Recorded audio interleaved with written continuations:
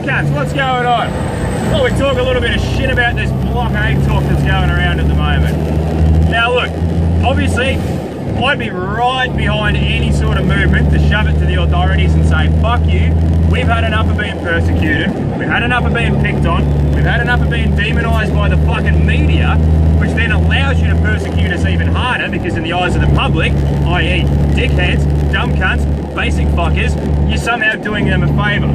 Now, there's a few obstacles to even get this ball rolling, let alone get something like this off the ground. Now, one of the major issues is just the mentality of a lot of people. Like, I was quite surprised this morning actually when I saw one of the videos up on the Blockade page about, oh, just follow the law and you don't have anything to worry about. Well, that's a basic cunt way to look at it, because who makes the law? Why do they make the law? Why do they enforce it the way they do? Why are the penalties what they are? What do they actually achieve? We need to have a look at all of those things before we decide to abide by any fucking law. Because all the law is, at the end of the day, is some shit that some fuckwit wrote down on a bit of paper and expects everybody else to live by under the threat of violence. Now that's what fines are. They're the first step of the violence. What's the last step? They lock you in a fucking cage like an animal for not paying them their fucking extortion fees. So anyone with the mentality of, if you're not doing anything wrong, you've got nothing to worry about, is a bit of a fucking basic cunt, I'm sorry. Because that's the mentality that gets us to where we are. That's exactly the mentality that created Nazi Germany and the Soviet Union. Because, oh well, if you're not doing anything wrong, you've got nothing to worry about. That's why 1 in 3 citizens in the Soviet Union were government informants for their own fucking friends and family. That's how those things come about, because of the, well, if you're not being naughty and you do as you're told, you've got nothing to worry about. Who's telling you what to do? Why are they telling you what to do? What fucking right have they got to tell you what to do? What fucking right have they got to extort money out of you if you don't do what they say? Absolutely fucking terrible. Now that mentality really breaks my fucking heart, because we're a country of fucking mad dogs that should be a hell of a lot better than that. How in Australia, the lucky country, we've ended up going, oh yeah, we want all the laws, we need more laws, we need to make sure that 26 metre B-double gets fucking fined excessively for being half an inch over fucking length. You tell me what half an inch is over 26 metres, cunts, because I don't fucking know. And that directly takes food off that bloke's kid's table at night.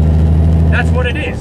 That's what extorting people for victimless crimes does. So no, just because you obey the law doesn't mean you've got nothing to worry about.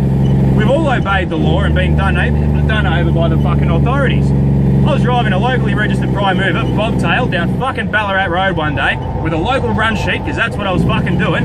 Highway scumbag, otherwise known as fucking road pirate, pulls me over, searches the fucking truck, makes a mess of the cunt while he's at it, mind you, and then books me for not having a fucking logbook.